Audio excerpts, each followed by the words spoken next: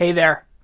Welcome to episode 4. This should be the final episode of taking a look at the Atari XE and the Atari 2600 that I recently picked up. If you haven't seen the other episodes yet, then I'll give you a quick recap here. In the first episode, I opened up both boxes to the units and just took a look and see what was inside, what came with my purchase.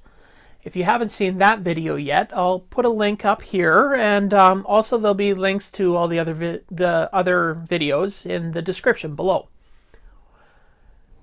Now, in the second episode, I took apart the Atari 2600 and had a look around inside. I checked out to make sure that there was no obvious signs of leaking capacitors or other obvious problems, just to make sure that when I plug it in, everything should work.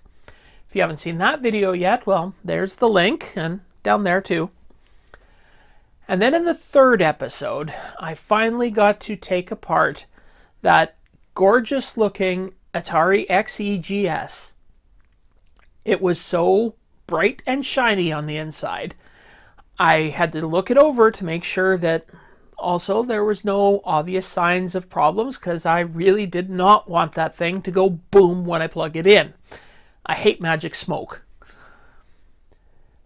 So today, the link to that video is up here. So what I'm going to do today is I'm going to quickly test the power supplies to make sure they're outputting the right voltage and everything.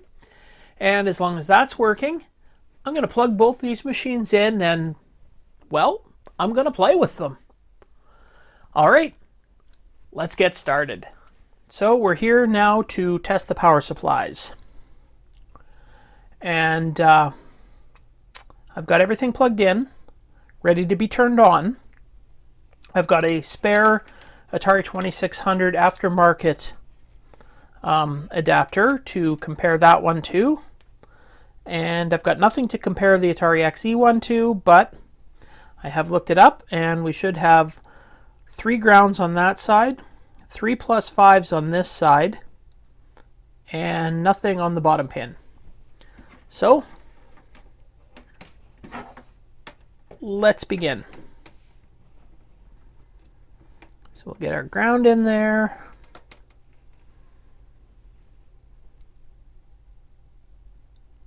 Oh, got to turn the power on.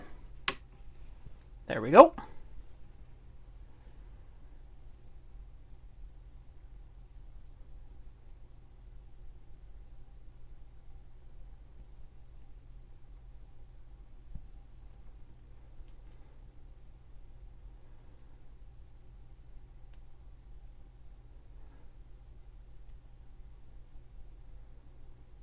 All right, well, it looks like everything is hitting around 5 volts.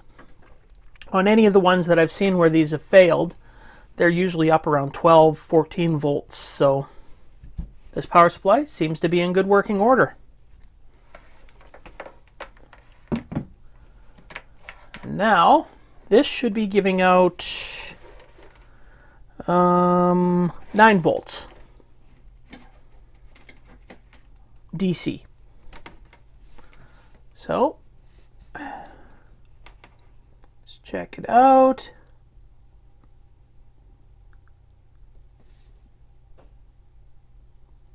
And it looks like it's almost 16 volts. That does not sound right. So let's unplug this one.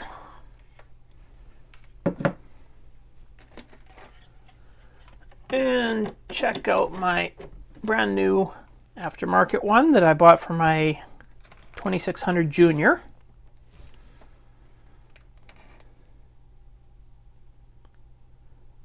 And that one's just over 9 volts. So looks as if that one is fried. But at least I've got the backup. Alright, so I got everything here I need. I brought 2 games, Berserk to try out the joysticks, and Super Breakout to try out the paddles.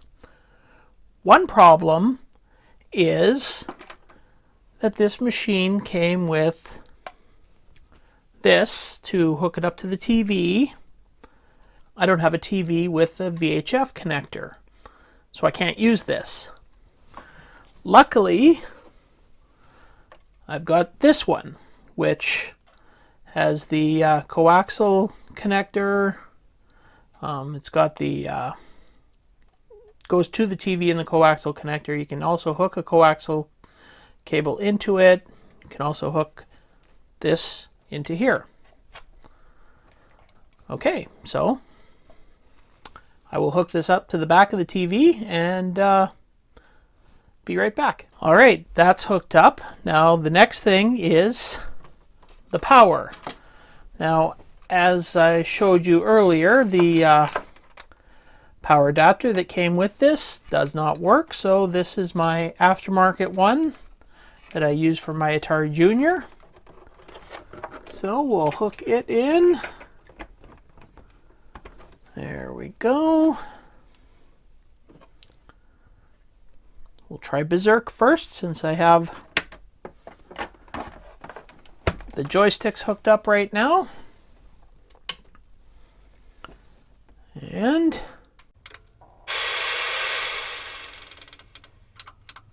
channel 3. And we're not getting anything.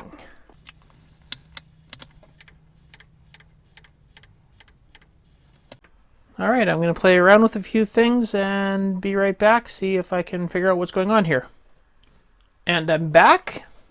Figured out what the problem was. On my switch on the back, I had it set to TV rather than game, so it wasn't on the right input. There you go. As you can see, it's a really crappy staticky picture, but it's working. So let's try the joystick. Oh. We've looked at the Atari 2600. We've got everything working there.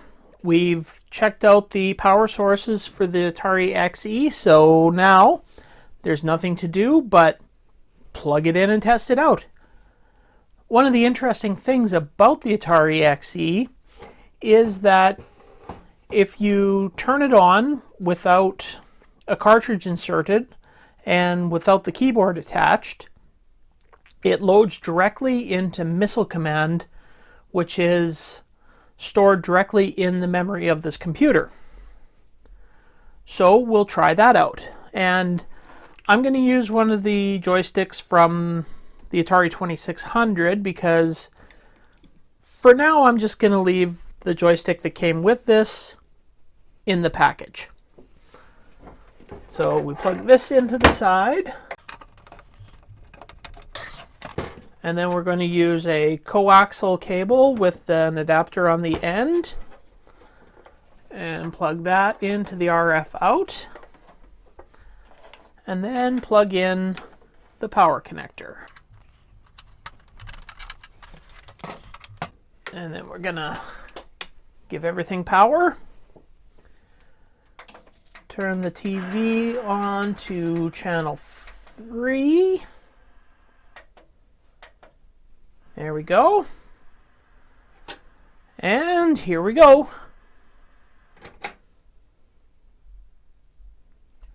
Missile Command. Now, if I'm correct, I hit the start button here. And there we go. A little tough to see with this color scheme, but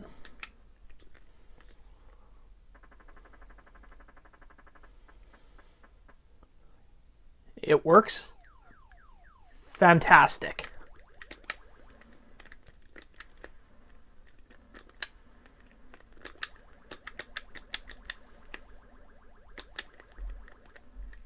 Okay, so we know that Missile Command works, which is awesome. Now we're going to try out the light gun with Bug Hunt. So we've got to put in the cartridge, connect this, now power it up, and the game. All right, awesome. This seems to work fine.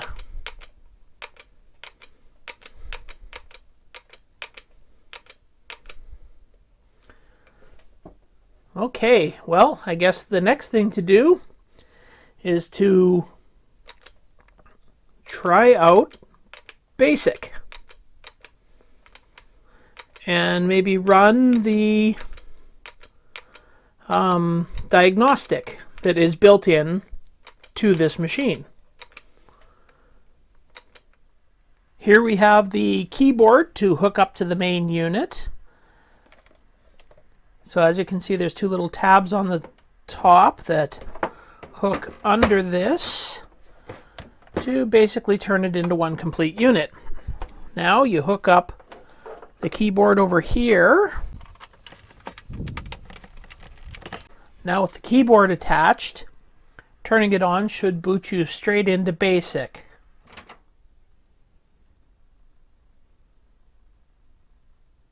And there we go, Atari BASIC. Now you notice that there was a little pause at the beginning there. That is because it's running a diagnostic test to make sure everything's working properly. Also, by typing "by," you can go into a diagnostic test and check everything out yourself.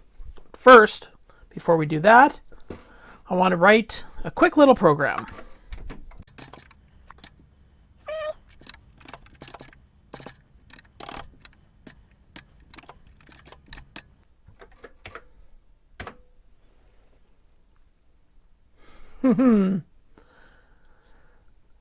You gotta love BASIC. All right, and we'll break. And now by. And we're into the self-test.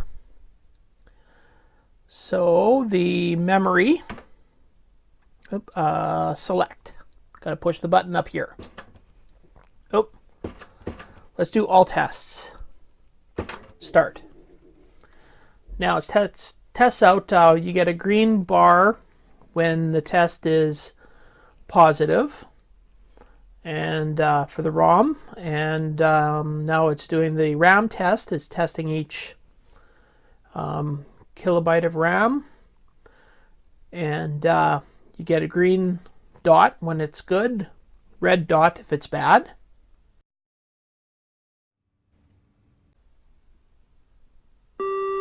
And now on the audio test, it's testing out the different voices.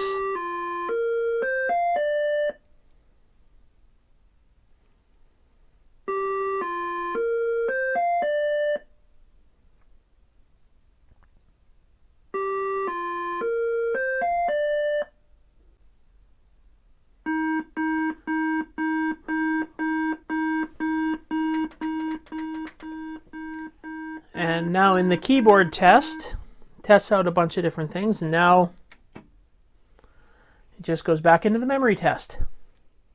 The Atari 2600 is now completely working, except of course for the power pack.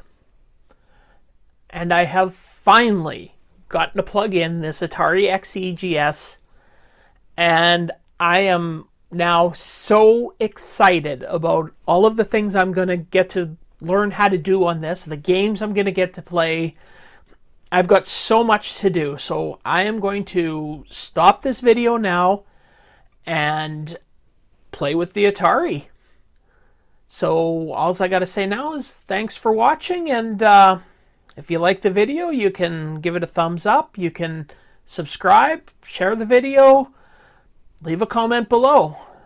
If you didn't enjoy the video, then you can just give it a thumbs down, because, you know, engagement is engagement. And whether you like the video or not, thanks for watching, and I'll see you next time.